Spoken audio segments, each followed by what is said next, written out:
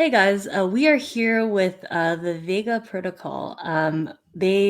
Klaus, one of the co-founders, will be doing a talk around how blockchains can mitigate against front running for on-chain order book DApps. And I'll let him take it from here. Okay, well, thank you for the introduction and thank you for organizing all of this. And for the people here, thanks for being here either very early in the morning or very late. I think the only people in a good time zone are sitting in the middle of the Atlantic right now. So I want to get you down to the blockchain level. Vega is working on a distributed, decentralized trading platform. And for traders, we have much higher requirements than you have if you just do payments on a blockchain. And I think that was mentioned a couple of talks before. The main thing is front running. So the official big title is, as just mentioned, how can we mitigate front running in on-chain order book apps? But what it's really about is that all we needed to learn about blockchain is a kindergarten lesson. Things just aren't fair. And unfortunately, we now can prove that things aren't fair, and I'll talk you through why that is the case and then what we can still do about it. So as I mentioned, I'm going down to the consensus level, and this is things that people have been working on since about 1982. And generally, on a consensus level, we have two basic ones, which for blockchain means eventually to the chain. And then you have safety, which essentially says no bad stuff happens, so we don't get illegal blocks, we don't get too long forks, and the whole thing just doesn't come crashing down. And that's already really hard. There's a huge bunch of impossibility results that need to be worked around for. So that alone took about 18 years from the time that Leslie Lampert first came up with a definition to, in around 2000, the first practical Byzantine fault-tolerance protocols for ordering transactions. And that was not because people weren't very good, that was because the problem is actually really hard. And adding to this thing, what we now want is also more quality things. We want censorship resilience, so I cannot be knocked out of the chain. We want high throughput, low latency, finality, which also is very important for traders, that I know that my transaction isn't undone anymore. Causality, fairness, and relative fairness, and that's the one I'll be talking about now. So why is this important? And let me actually turn off my videos so you actually see the slide. So it's important because trading is essentially a competitive sport. And if you look at a centralized exchange, the level of money people spend to get a little bit time advantage, which for us is actually more an advantage in order. So they want to get before other people. Absolute time doesn't matter, order matters. So there are illegal practices like denial of service attack on the other players. And then pretty nifty technical stuff, like I see on my news ticker, the letters AP. I figure that's probably Apple. I sent a sell order and a buy order for Apple. And then when I find out what the actual ticker message was, I invalidate one with the wrong checksum. And then I got the right order through. To the level of light speed is slightly faster in air than in glass fiber. So I use microwaves and glass fibers. They analyze internal router wiring to have a millimeter shorter line. And of course, which is one of the main reasons why people like DeFi, you always have the centralized exchange, which can just screw up everybody and cheat, and that would be very, very hard to discover.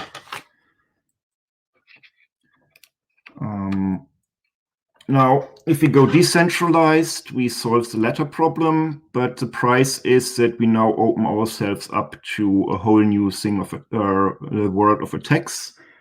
And I have a picture here that is actually also about 20 years old right now. So in a centralized world, I have one big computer that can be attacked. Now I have one big worldwide distributed computer, which makes it harder to attack the full thing.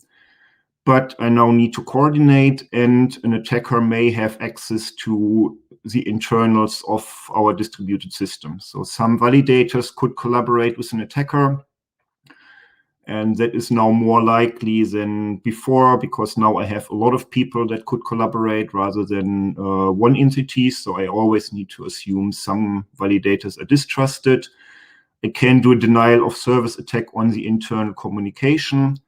And if I'm a little bit more advanced, timing manipulation of communication. So there's a border gateway protocol that determines how messages are routed. Every telco company can actually reroute messages, and there have been cases in the past where messages were sent from New York to Chicago and suddenly were routed through not that friendly countries. In some countries, like in China, we have the great Chinese firewall, so everything that goes in or out is to some extent controlled by the government. So if the government would decide we don't like that particular blockchain anymore, they can block or delay messages in there. So we have a whole new world of attacks, and this is not part of the standard attack model. So usually a blockchain that offers some protection, but doesn't really protect you very well against all of these attacks. Now, the first attempt to get some level of fairness was in 1984 from Reiter and Biermann, back then at Cornell University. And this is all for proof of stake. Back then, proof of work didn't exist, so everything was a voting-based protocol, which we now call proof of stake. And their goal was to establish a causal order.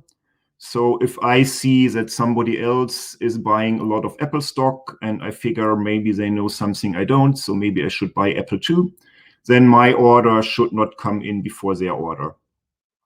And that is done by encrypting or otherwise hiding the content of the message until it is fixed in the order, so until it's in a block. And afterwards, we threshold decrypt it, or if we use a secret sharing scheme, we reassemble it. And if needed, we can also hide the identity of the sender, so I wouldn't know that, say, it's Mark Zuckerberg who makes a big deal, then I probably can guess what he's selling. So we could also do complete anonymity there until the order is done. Sounds reasonably simple. There's a lot of details in there now, like payment, invalidating transactions again if you didn't like them, spamming the network. So when Biermann and Reiter first came up with this definition, it was a one-line definition. Things are encrypted until scheduled. Then there was future work on this, and now the definition alone of what causal order is about 1 page in latest academic literature. So it sounds easy, but that's already getting sort of complicated. Now, the next thing, this is when I first got involved in this area in 2001. And unfortunately, we called that Fairness 2, which is now causing a little bit overload of definitions. And that's a cousin of censorship resilience. So every request I send to the blockchain ends up in the blockchain. But in addition, we demand that that happens fast. So there's a time bound once I send my request and send it to all validators. Once the first honest validator is guaranteed to have seen the request, there's a limited time until it ends up being scheduled in the chain. And that still doesn't give us all the relative fairness we want on an order book, but it gives us an upper bound on the unfairness. I cannot be delayed arbitrarily anymore. I know when my request will latest be in, even though other people could still front run me. Now, unfortunately, most blockchain implementations cannot give this kind of time guarantee. There's another approach now from Visa Labs that essentially says we want fairness between the validators, which has a similar result, that they say all the validators get an equal shot at putting things in the chain. And then if I assume enough validators are honest, then also I get an honest validator to process my request at some point. So it should be scheduled reasonably timely. So that's a nice step forward, but still doesn't get us what we want. And the next thing, which is a bit more recent, for leader-based protocols like Tendermint or Hot Stuff, which is now used in Libra, and most of the things we are using now in proof of stake. So what I have there on the blockchain level is that one validator is a dedicated leader, and that validator defines the next block, and then there's some back and forth communication to make sure that everybody sees the same block before they agree. And one thing about this is that the only person who can cheat on the order is the leader. So if you have a bad leader, they are totally free where to cheat. So the idea is to protect the leader by changing the leader often and randomly. So if I have a bad leader, they can cheat only a very brief time, and then I get a new leader and it's a random leader. So an attacker wouldn't know whom to corrupt or whom to do a denial of service on. And that still didn't give us full fairness, but it makes it a little bit harder for an adversary to have controlled unfairness. If I see a transaction and I want to front run that transaction, if I have bad luck, then at that point I have an honest leader, and it's a lot of work to shoot that guy with a denial of service attack and hope that I get the leader I want. Slightly stronger approach that's done by randomized protocols like ours back then, and now the more modern Honey Badger.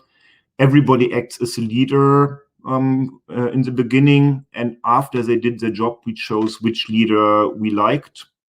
So an attacker doesn't know by the time they need to do a manipulation who the leader is that actually will win the round. So the equivalent would be that we vote for several governments, we let them all run a copy of our country, and then we choose which country we actually want to live in, and we vote for the president after they've done their term, which I would really much like in a real democracy.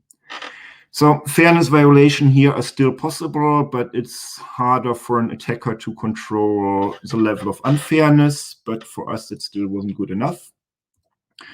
Well, and the last thing which is done right now in the blockchains around, it's capitalistic fairness. So that's what we have mostly in proof of work networks. And that's essentially pay to win. So I can pay validators to treat me with some preference. So the nice thing is it's transparent, and I know if I want to want my transaction to get through, if I have the money, I know what to do. It can get very unfair if you have a big market crash, that then all the rich people can sell first and the poor people are all put back, because it just doesn't pay off to pay $5,000 if I only have $1,000 worth of Bitcoin. And if a lot of value is at stake, like if I have a big auction, or the example I put on there, a game where whoever makes the last bid before timer runs out wins, then the money I need to spend to essentially clock the blockchain and make sure my vote is the last one compared to the earnings I can do is in no relation anymore. So then the capitalistic system can really badly backfire. Now, if we talk about fairness, I gave a couple of examples what people want. If we really systematically want to talk about what kind of fairness do we want for our order book, first thing is we need a definition on what fair actually means. And that actually turns out to be surprisingly hard. There's one related work I found, which is from the Cornell guys, Order, Fairness, and Byzantine Consensus. And we both tried the intuitive definition of fairness first. So if all honest validators see transaction A before transaction B, then A has to be scheduled before B. Still not as strong as we would like to be. Doesn't make sense in a permissionless setting, but it seems a sensible way to define fairness. So if I send a transaction to all validators, all honest people see me first, then I'm scheduled first. Now, unfortunately, there is a result from the 18th century, and back then you could still get paradoxes named after you, so we're 200 years late in there, which proves that this level of fairness actually not only is unachievable, it doesn't really make sense. And to see why, consider the schedule we have here. We have these 4 parties, P1 to P4, which is our validators, and we have 4 messages that they see in the order that is in this table. So number 1 sees the messages 1, 2, 3, 4. Number 2 sees 3, 2, 4, 1, and so on. And now remember our definition. If all honest parties see A before B, then A needs to be scheduled for B. In this situation, it's totally irrelevant what we do because there is no transaction for which this applies. However, now if P1 turns out to be evil, we have all honest parties seeing transaction 4 before transaction 1 because P1 was the only guy who saw 1 before 4. So we now know, because we don't know who's evil, maybe P1, we need to schedule transaction 4 before transaction 1. Now we can go on. If P2 is evil, then I need to schedule 1 before 2. If P3 is evil, I need to schedule 2 before 3. And if P4 is evil, I need to schedule 3 before 4. Which is now getting us a little bit in a trouble, because since we don't know who is evil, we need to schedule 4 before 1, before 2, before 3, before 4. So we don't know what to do. So this definition of fairness is unachievable because we just wouldn't know what fair actually is unless we know perfectly well who is corrupted. And if we know all the time who is evil, then the problem would be much, much easier to solve. So again, actually, both Cornell and us came up with the same next idea. Well, if I can't have that level of fairness, what about the next best thing? If everybody sees A before B, then at least A and B should be in the same block. Well, that gets us some rough fairness, and we can essentially delegate the responsibility for sorting out the details to a higher level protocol. And me working on the blockchain level, that's great, because then I can give the problem to your app developers. Now, unfortunately, that is also a bit problematic. So if I take both two schedules like the one before, and I just wrote it down differently, so it's exactly the same schedule, just spaced out in a slightly bigger table, and two of them, one with messages 1, 2, 3, 4, and the other one with 5, 6, 7, 8. And again, as before, 1, 2, 3, and 4 need to be in the same block, as do 5, 6, 7, and 8. Now, the bad thing is I can combine these schedules, and now it's clear here, transaction 7 needs to be in the same block as transaction 4 or earlier, and 3 needs to be before 8, because everybody saw 3 before 8 and everybody saw 7 before 4. Now that means that all 8 transactions need to be in the same block. And if I'm a good adversary that can control in which order people get messages, which in the asynchronous model I can actually repeat this transaction, so you will never ever finish. So I can create an arbitrarily sized block, and I can prevent you from scheduling a block pretty much forever.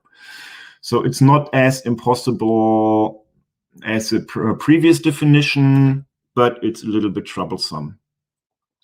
So ways out is we can go the optimistic approach, that we say, well, this needs an enormous level of network control. Nobody can sustain this forever. So eventually this attack will stop and I will schedule something, which probably is more or less realistic, but it gives us a bad feeling that we now cannot tell anything about latency anymore, and we have a potential infinite run. So we don't have a really good model what that actually means. And the other way out is a hard cut. So if we say I end up with 200 transactions in one block, that's getting too much. I just choose a random point at which I stop. I will treat somebody unfair, but if I do this randomized, my attacker has no control what it is. So they spend a lot of effort to have 1 out of 200 transactions treated unfairly, and he doesn't even know which one. Which is pragmatic. Academically, it's not very nice, but it sort of works-ish. The other way out is to have new definitions of fairness. And one that does work is if we suppose that all validators have access to local time. And we now define fairness if there's a point in time t that all honest parties saw transaction A before t and B after t, according to their own clock, then A must be scheduled before B. And that is a strictly weaker definition of fairness. If I have this, I also have the other fairness, but not the other way around. But the nice thing is that paradox doesn't apply to this. So for this, we actually can build an algorithm that solves that level of fairness. And the clocks don't need to be synchronized, but if they're completely out of sync, then it still works, but it doesn't make a lot of sense anymore.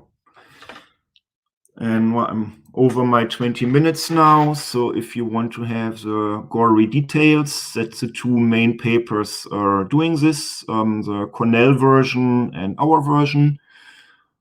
Cornell did block fairness and argued that it's okay because you will stop. We have a hybrid protocol that does the block fairness. And if we realize that goes wrong, we use the timed fairness as a backup solution, resolves the paradox with timed fairness, and then jump back to block fairness. Couple of other differences, but if you're interested in this, I really recommend to read those papers. You have the links down there. And last thing is the integration and having it all. So the nice thing about this, all of these fairness properties, the ones that already existed in the literature and the new ones, we can actually build this onto a consensus layer of our choice. So we don't need to rewrite the whole consensus protocol. We can add this as a pre-protocol to any protocol we're already running and don't need to rebuild the entire car if we just want to change the tires. So we can have a commit and reveal pre-protocol that essentially gets encrypted messages, checks if they're valid, runs them through the pre-protocol that assures relative fairness, so that a protocol that essentially tells you you need to wait to put more messages into this block to be fair. And then we can add this to the consensus layer via the function that verifies if a block is valid. So if we have a very nice modular implementation of the consensus layer, and we should go modular because it makes things much easier to prove, verify, test, and change. We only need to add this to validity, can run our consensus layer as we always did, and ideally that also provides some stability. And afterwards, before the block is then delivered to the chain, we resolve the relative fairness block and do the reveal from the commit and reveal. And then we eat our cake, have our cake, but lose a little bit of latency. And the fun thing, which for us is that it's now your turn. So we have a couple of definitions of what fairness means. We don't get the level of fairness we want, and unfortunately, we can prove that. But we are now relatively flexible if some traders come up with a new form of fairness. We can check if that is possible and see if we can build a protocol for this. And it is also possible to have one blockchain to support several different policies. So one thing we are planning for Vega, that there's different markets that are all done by external market makers and not by us. And every market maker can choose for this market, I need that level of fairness, and the transactions on this market are then subject to this fairness policy. But if another market says we don't need fairness for this market at all because it's a very slow market, we're dealing with the weather, which just or the climate, which just changed the glacial speed, it's okay. We can do this. So what we are now doing is collecting policies, and not all of them can be meaningfully enforced. And I'm currently working on a definition of what can be enforced. But what we would now like to see is your dreams on what policy would you like to see and would want us to offer also on a trading platform. Got one question, can this work with other blockchains?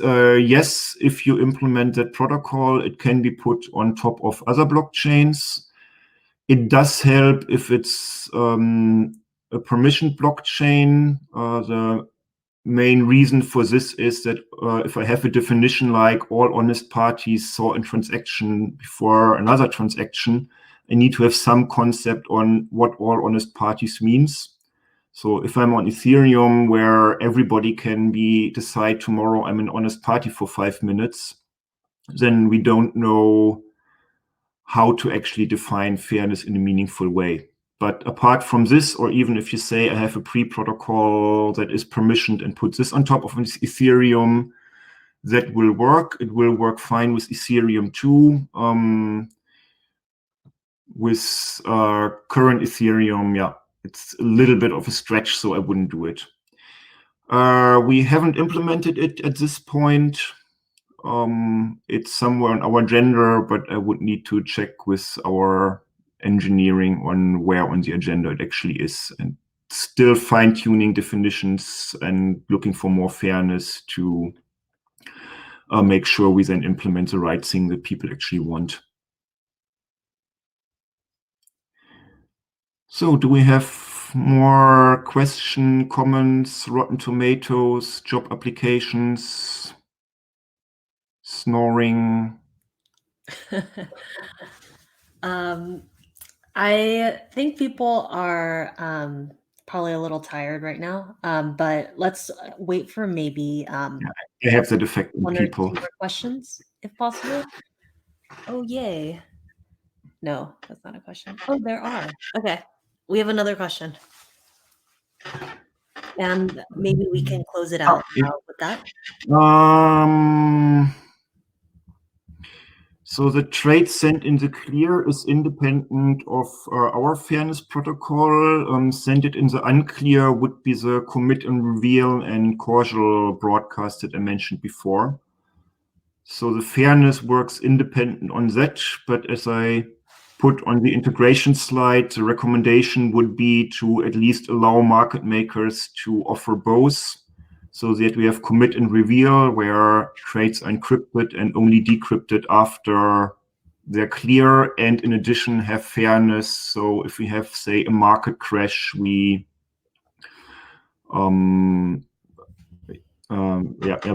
still can't front run. The model right now is that traders would send orders directly to the validators, but that's also something we need to check what the end implementation would do. So in the current definition on the more academic work, that the model is that every trader talks to all validators. How resilient is the multiple transactions trying to be unfair? It should be as resilient to one transaction. So we do assume that also an arbitrary number of traders may collaborate and create unfairness, and that's still as impossible as just one guy working together with a bunch of validators. So it shouldn't make a difference if multiple transactions try to be unfair. Of course, if I have 5 transactions and I say I want my own transaction to be unfair with respect to my other one, again, the definition doesn't make a lot of sense. But does it answer the question? I think so.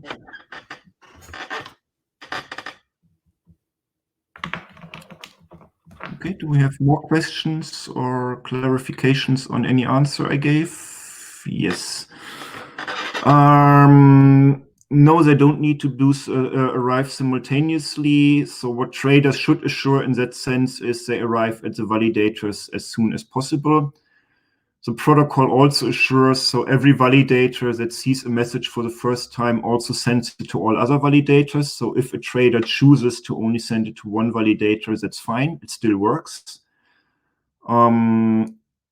It will slow down their message, so compared to if they send it directly to all validators. So the check-in time when have all honest parties seen it is of course faster if you send it directly to all validators than it is if you send it to one validator and that validator forward it. So you don't have to. If you want to be the fastest guy on the block, then it's preferable to send it to all the validators. And for that definition, what counts is once all honest parties have seen the transaction, and if that's where we are looking for stronger definitions. So it would be nice if we could get something better, but we don't know what the best thing is that makes sense in there. So if you have any proposals, what you want in there, there were even ideas, can I give traders trusted time and then sort by time? But that gets us down a totally different rabbit hole on where do I get trusted time from. And we always have a problem if traders are slowed down and the messages arrive late at honest validators, and that's always a difficulty. So right now, I don't see a good way around it.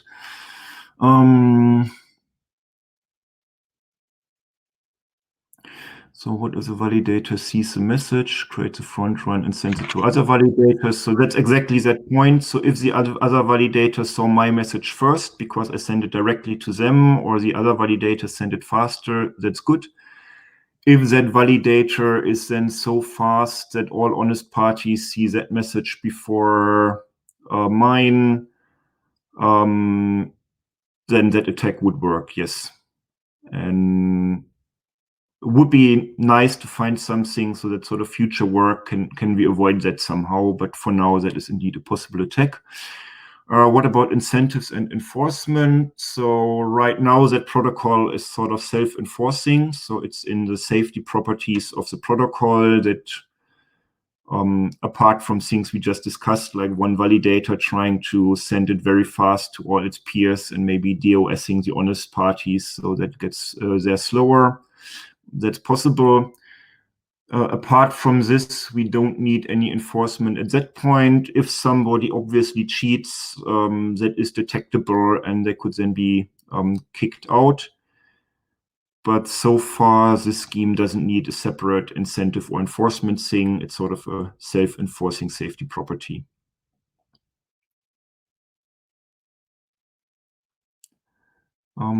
Does that answer the questions or any more clarifications? Cool. This was fantastic. If you want to drop a link to your website or to some documentation, I'm sure people would appreciate it. And right on the slide, but it's also and the link to the paper. I actually need to check myself.